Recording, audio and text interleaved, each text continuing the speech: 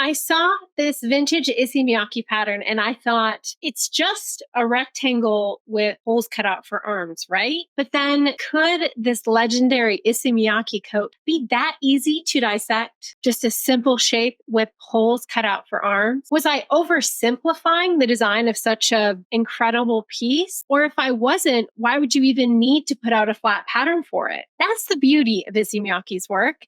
And it's what we're exploring today, recreating one of his remarkable creations from the Autumn-Winter 95-96 collection without using a pattern. As we tackle this challenge, we'll uncover answers to the questions that we asked at the beginning of this episode, as well as end up with a fabulous creation, although it may not go exactly the way we hope along the way.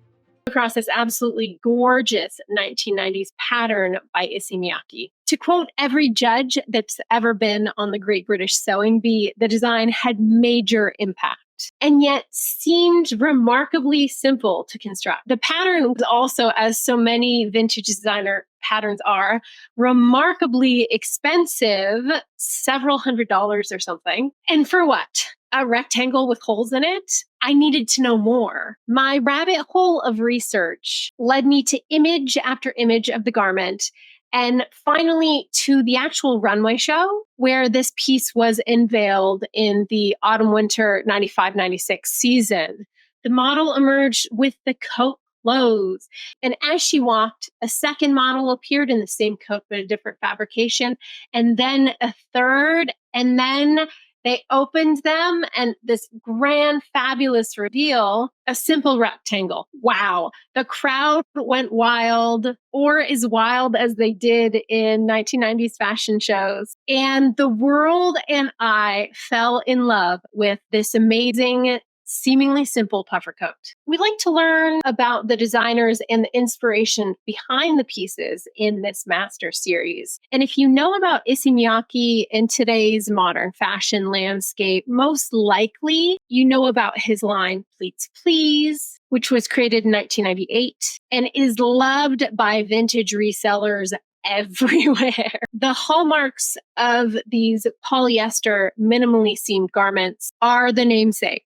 Lots and lots and lots of pleating, and a sculptural volume that they create as they fold around the wearer. You might have also heard about the viral TikTok where a young woman, very uneducated in fashion, let's say, calls out the Pleats Please line for being unflattering, which is to say, in her opinion and definition of flattering, the garment doesn't minimize the body or the wearer's figure. However, Issey Miyake had no interest in minimizing anything. Referencing a great book called Japanese Designers, the work and influence of Issey Miyake, Yohji Yamamoto, and Rei Kawakubo, one might argue that what constitutes the greatest challenge of Issey Miyake's work is his ability to force the viewer to confront their own assumptions about what comprises clothing or dress. Issey Miyake was as much an artist as he was a designer,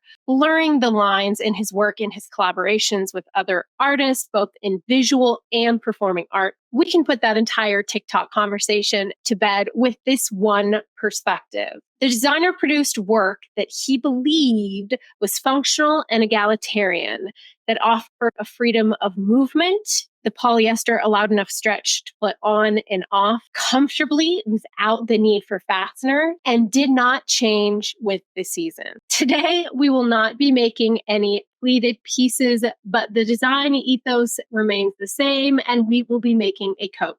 A quote from Issey Miyake that will kick us off on that exploration. He said, "I learned about the space between the body and the fabric from the traditional kimono. Not the style, but the space. Time to make the jacket." I love using cast-off vintage textiles and upcycling them into something fantastic and wearable. And I had the perfect fabric for this designer exploration. It was a vintage 1970s sleeping bag in the most gorgeous shades of orange, brown, and green, and just really popped. The original Issey Miyake puffer coat had that fabulous, very geometric border that looked sewn on. And my sleeping bag had this gorgeous orange border that was part of the pattern and would create the illusion of the border. Getting started and getting it cut out.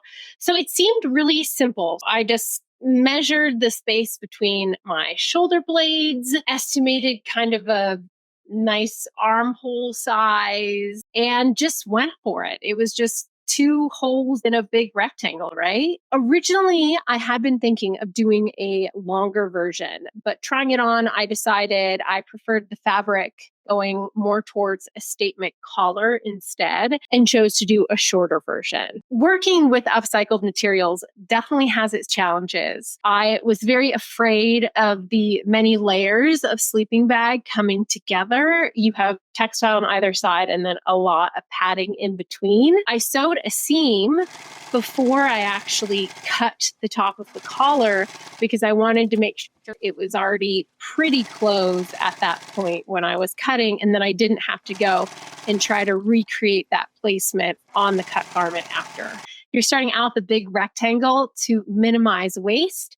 So the excess fabric that I had cut off from the top of the collar became the sleeves. I left the length exactly as was the length of the fabric, and then tapered the top of the sleeve, giving it just a little bit of a sleeve head since it looked like, from my estimations, there was a little bit of a sleeve head on the sleeves in the Issey Miyake finished garment. The pattern on this blanket was so pronounced, especially when I started cutting it out. So I did spend a decent amount of time trying to place that pattern exactly where I wanted it for maximum impact. And then I tackled the joyful task of getting 4 layers of sleeping bag under the machine to join the sleeves to the body.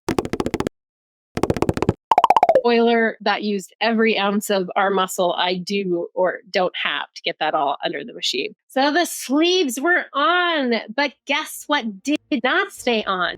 The coat. It's time for our first revelation with this pattern. Yes, the coat was a rectangle, but how did it then stay on the body like that? The curves at the top of the sleeves weren't really dramatic enough to actually hold it on the body. And there was no shoulder seam or shaping around the collar or the body. It was just a rectangle with holes. Inevitably, I panicked a little. This wasn't working. The simple shape wasn't achieving what I wanted. So I went back to the photos, the images, and had a great conversation with my podcast co-host, Tracy. We have a home sewing meets high fashion podcast called Threaded Together. And I was like, Tracy, what am I not seeing in here? And we identified that no, there wasn't something pulling in the piece behind the body, but without some sort of shaping, we could tell it just wasn't going to fit. So apparently I couldn't just cut holes in a rectangle and then call it a day and have it be this fabulous coat. So before I reveal the solution, what do you think it is?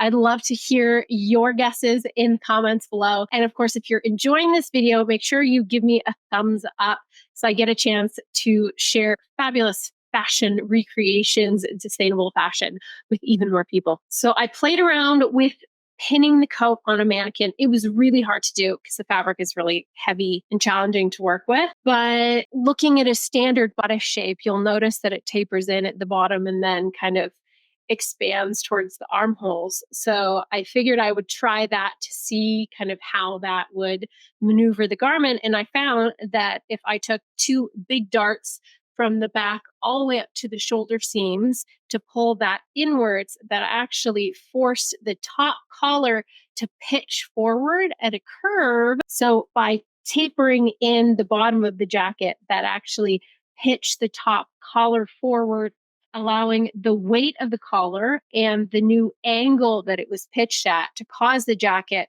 to actually sit ever so nicely over the shoulders. So that somehow was the secret of the jacket. It used the shape of the body and the subtle manipulation of that rectangle to create the tension across the shoulders that was needed to have the jacket actually stay on. Simple armhole placement, it seemed like. And while I say simple, it made so much sense when I was looking at kind of how traditional jackets are constructed. Now that it fit and it stayed on, I completed the rest of the coat, finishing the collar, and I even added a zipper. Although, hindsight, the zipper was a terrible idea because it changes the pitch of the front of the jacket and makes it open up like this so that it looks like that one piece off of the recent Alexander McQueen runway, and absolutely destroys the geometry of the jacket from the standpoint of how we really wanted it to sit and fit. When I compare the image of the original jacket with my recreation side by side, I'm really happy with the outcome. Do I wish I had discovered what I thought kind of was the secret of that sleeve placement pitch earlier on? Of course, but that's half the fun of this entire creative process. But wait, at this point, I know you're thinking, okay, the video's done. We've learned our lesson. Okay, we think it was armhole placement. That's great. But after completing my reinterpretation of the jacket, I got to look at the actual pattern. So remember when I said it was a hobby of mine and a lot of other people to kind of cruise the internet for vintage patterns? It's also their hobby to guess whether or not this particular rectangular Issey Miyake coat is just a rectangle with holes in it or not. And while I love the discovery process of this garment, I'm not unique in that. And Reddit had a thread asking exactly that same question that we posed at the beginning of this video. The only difference is someone actually uploaded images of the pattern instructions from the actual physical pattern. And while I can share those images legally on here, I can tell you what I discovered, and I can check my work to see if your guesses and my guess was even right. So, spoiler time. Yes, the pattern is just a rectangle, but actually those pieces are actually squares, not rectangles. They become rectangular when you add the border on. And it turns out we were right. The secret was in part armhole placement, but here's what we missed. In the pattern, the armholes are the only thing that's quite unusual compared to any other design. First, they're slits. They're not actually sizable armholes. So if you think about it, you're creating something that's very small. It looks like if we scaled it up about this big in the back of the jacket, but then by putting a sleeve in there, you're going to expand that outwards, and that's just going to magnify the impact on pitch that putting that sleeve has in there. Just, it's such an incredible way to think about manipulating shapes using space. Exactly our spot on Issey Miyake design ethos. Second, those particular small slits to which you attach the arms are at almost a 45-degree angle to, again, manipulate that fabric and the pitch once the sleeves are added in and you put it onto the shoulders. So while I had put my armholes in straight up and down and then ended up having to take in the back of the jacket, in the actual pattern for this, that 45-degree angle again manipulates the fabric, creating curvature where there doesn't seem to be any in an otherwise very straightforward, very linear right angle pattern. The pattern itself revealed how Issey Miyake used the space that the wearer of the garment's body occupies to shape the garment just by wearing it. So returning to the question that we posed at the very beginning, was it just a rectangle armholes? Yes. But was it just that simple? Not quite. Thanks again for watching. We'll see you next time.